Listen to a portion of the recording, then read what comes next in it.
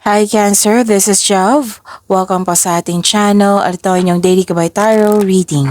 Kung naka-resonate kayo, comment down. Kung hindi kayo naka-resonate, ibigay niyo po sa iba kasi general reading po ito. This is for you, Cancer.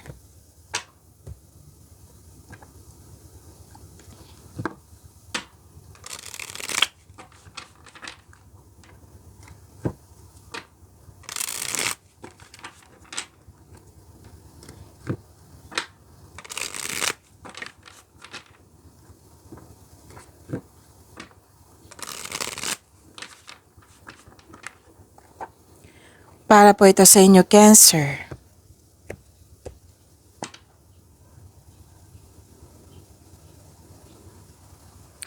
Maraming salamat po sa inyong patuloy na suporta at maraming salamat din po sa mga hindi nag-skip ng ads. Gamitin ang reading na ito bilang kabayan lamang sa mga hindi pa nag-subscribe. Subscribe na po kayo at click bell notification para malaman nyo na may bago tayong video. Para sa mga gusto magpa-reading, comment po kayo ng personal reading. Again, comment kayo ng personal reading and check my reply sa comment section.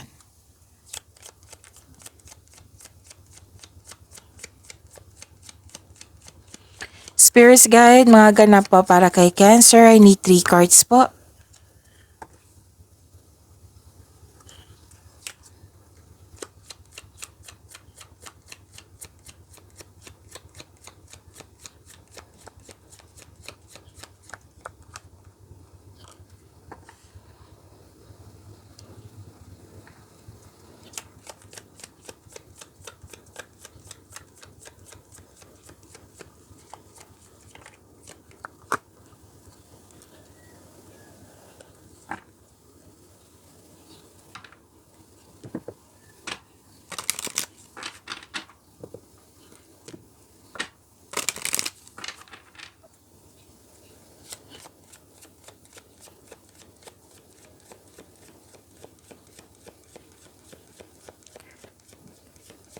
Spirits Guide. Angels, Archangels, Guardian Angels, message pa para kay Cancer. I need 2 cards po.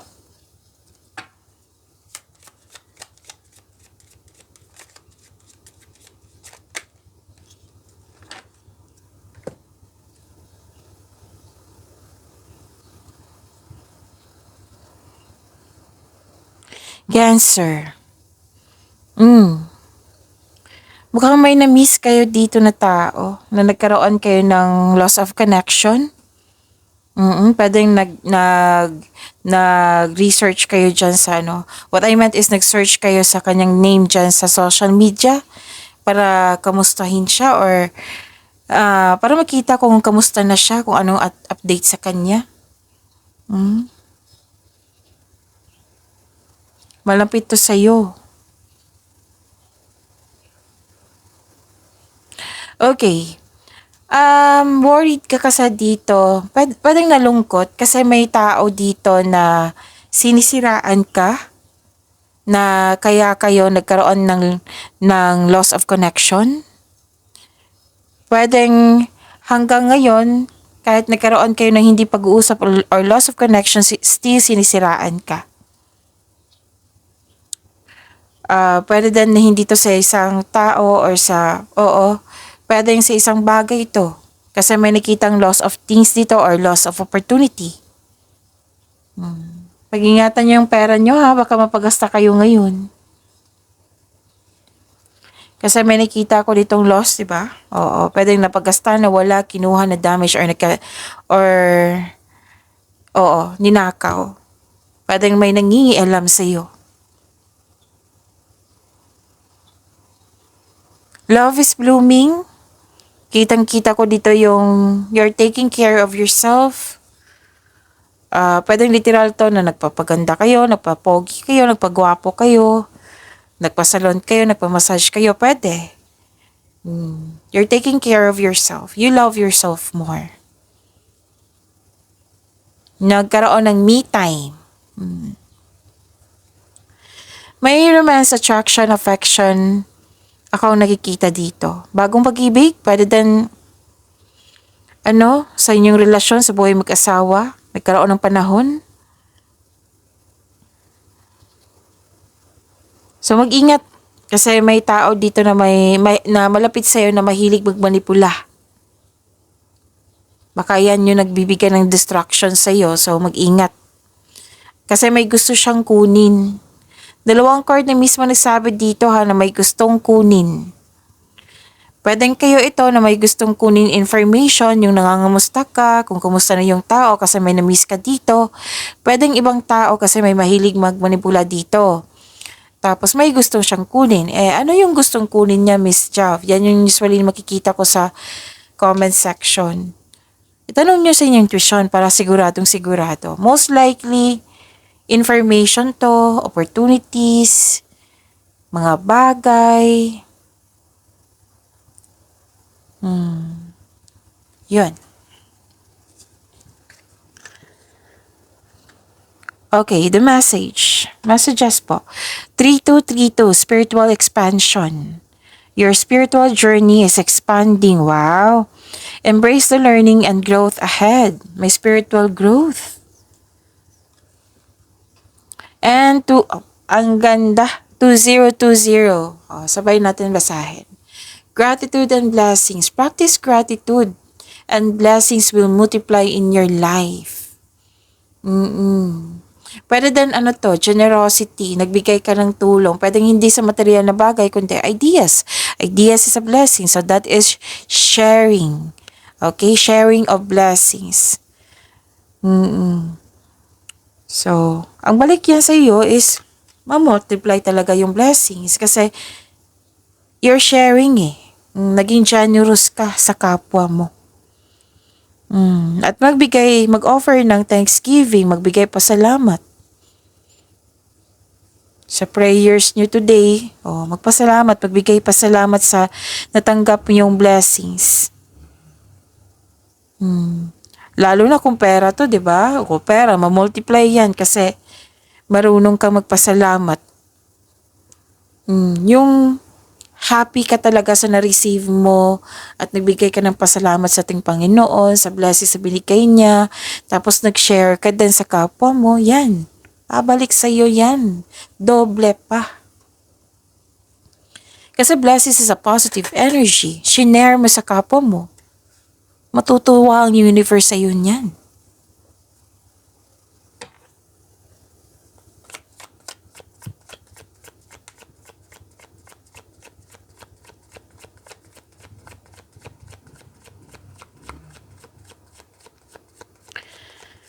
Spirit's guide, energy po ni Cancer.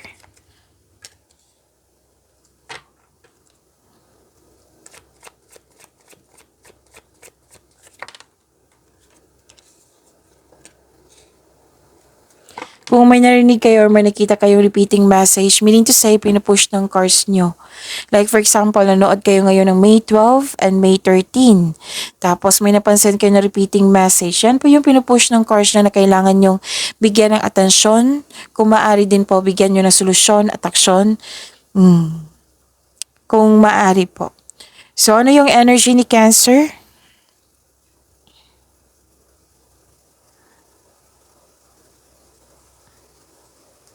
May selos akong nakikita dito, inggit. Ito na yung sinabi ko sa inyo sa oracle reading nyo. Alam mo to, kung sino to? May tao dito hindi nagbigay ng halaga. May pagdududa dito. May emotional distance, hindi nag-uusap. Dahil sa nangyaring selos at inggit. At sa hindi nagbigay ng halaga. So this card may be asking you na mag-open up ka sa taong may issue sa'yo without worrying about being rejected or judged. Prepare yourself na lang kasi baka hindi maganda yung mga pananalita niya. Diba? It might be judger tong taong ito kaya nagkaroon ka ng hesitation dito na kausapin. So prepare yourself kasi each of us, Cancer, para hindi ka masaktan, prepare yourself na maaring i-reject ako nito, maaring maging judger to, maaring maging hindi ako kakausapin, maaring anong tawag dito? Yung labas-pasok lang, pasok-labas lang yung Yung parang, okay, ganon. Pasok-labas lang yung salita sa kanyang tenga. Yung mga sinasabi mo sa kanyang tenga. Yung hindi nakikinig, kumbaga. Yung nagpapakita ng hindi magandang asal. So, prepare yourself na lang, Cancer. At least, nag-reach out ka. At least, pinaalam mo sa kanya. Pero, wag ka muna mag-try ng, ganun yung, kunin mo yung attention niya. And improve your communication also. Okay? Kung paulit-ulit, ang sabi ng card ha, kung paulit-ulit na daw itong nagbigay ito ng yung pagiging untrustworthy. Oo, yung nagbigay na, paulit-ulit na lang niyang ginawa sa iyo para saktan ka, better to have a healthy disconnection. Sabi po ng card.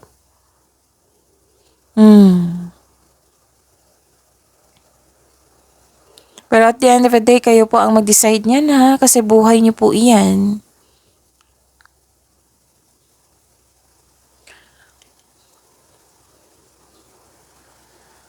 Okay.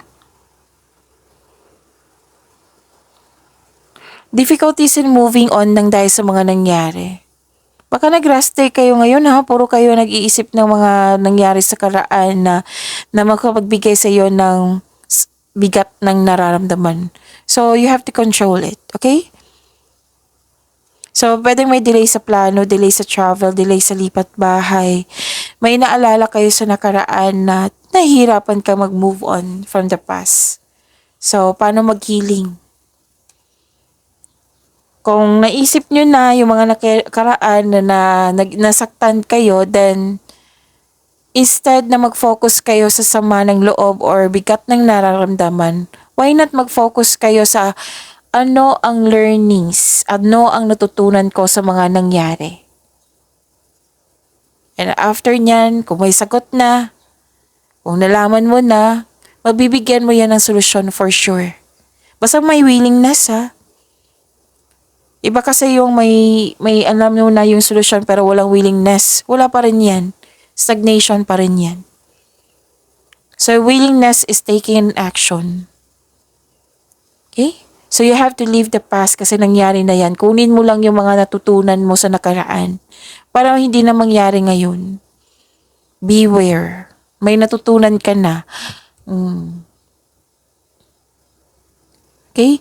So, may natutunan ka, mas ma-improve pa. Like, for example, mas ma-improve yung communication mo ngayon kasi hindi masyadong maganda yung communication nyo before. Example po iyan. So, find solution. Mag-focus kayo sa mind healing instead of suffering. Kasi hindi nyo deserve mag-suffer. Hindi naman sa ibig sabihin na iniiwasan nyo. Bigyan nga na solusyon at aksyon. Para ma-resolve na po, para hindi na kayo mabigatan. Mag-focus kayo sa makontrol nyo, yung nagbibigay ng happiness sa iyo. Kung pwede po.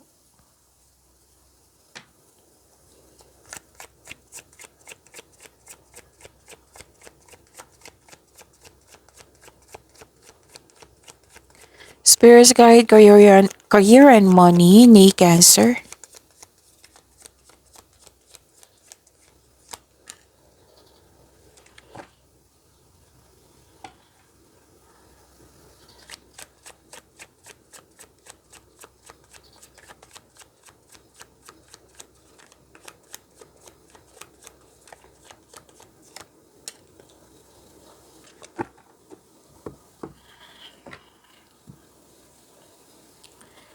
Sa career and money niyo po,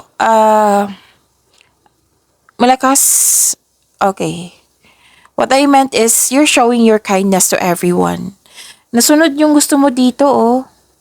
Lalo na yung tradisyon ng Pinoy. Like for example, gusto mo mag-aral, yung mag-take ng masteral or board exam para magkaroon ng level up dyan sa career path mo. You're moving up to the ladder of success. Yan. May usaping education, school, teacher, student.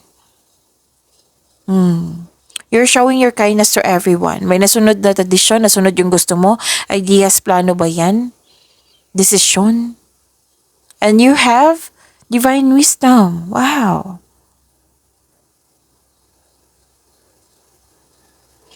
Ang sabi ng card dito, Cancer, babala sa palaging masyadong mabait.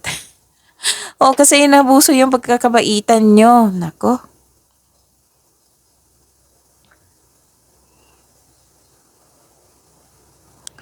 Some of you are earning money as a teacher. Or it might be naging coach kayo. Basta you're earning money as a teacher. Sa mga nagbabalak dyan, may sabi dito. Posibilidad na ito yung additional income nyo, pagiging teacher. Literal na teacher dyan sa private, public, online teaching ba ito? Basta nagtuturo, pwedeng tutorial. So, may sinabi ang core nyo dito. Yun ha, may nakita ko dito may balik-aral, may mag-study ng new subject or mag-take ng masteral or board exam kasi gustong i-follow yung traditional career path. Yung ano pa yung mga iniisip nyong tradisyon sa Pinoy? Na gusto mo talaga masunod, which is nasunod. Kahit may tutol, nasunod talaga ang gusto mo. Oo, Cancer. Nakikita ko yung tutol dito ng isang tao. Tutol siya sa inyong mga ideas, plano, desisyon, pero natuloy to. Sinunod mo talaga yung gusto mo. Na hindi nagkasundo, hindi nagkaisa. Oo. Pero din na may nag-promise sa'yo na hindi nabigay. Ingat kayo sa mahilig magmanipula ha. Kasi kitang-kita ko dito, ginugulo niya yung plano mo. Oo, yung decision mo, ideas mo, mag-ingat po. So may sabi dito na lumabas din to sa oracle cards nyo dito. May sabi dito yung tarot cards nyo na may failure connection sa isang tao, nahihirapan ka magawa ng desisyon kasi na-distract ka. Pero matutuloy to ha, kahit may kontra sa inyong desisyon. Pero then may concern ka sa isang tao na naging dependent sa'yo. Kung gusto mo magbigyan ng solusyon yan, then hanapin mo yung punot dulo kung punot dulo na nagkaroon kayo ng hindi pagkakasundo. Kasi mabibigyan mo yan ng solusyon.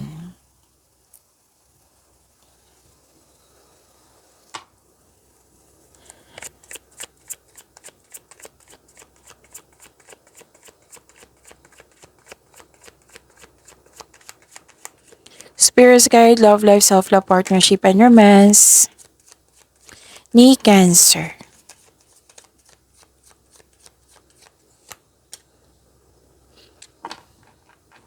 Kaya nga may love dito kasi you're showing your kindness to everyone. Kaya lang may nag-abuso sa inyong kabaitan.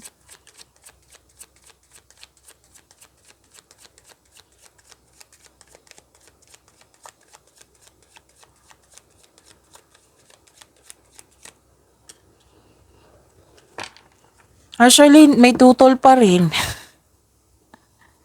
May tutol pa rin. Lumabas siya. Yung mahilig to magmanipula Ayaw niya sigurong ayaw niyang masunod yung gusto mo o ayaw kanyang umasenso. Marami siyang ayaw dito. Ayaw niya, kinukontrol ka niya. Pwede. Kasi nga may reklamo ka dito, 'di ba, na may taong nakadepende sa'yo. Too much dependent. So may mature na tao dito na sakit sa ulo. So yung sabi ng card kanina na pag-uusap ay kailangan.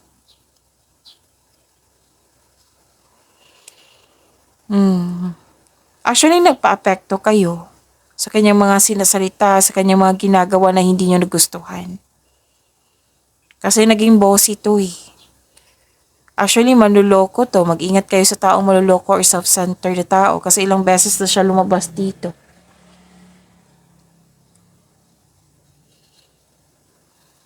Mabilis din to mag-react or defensive po, immature.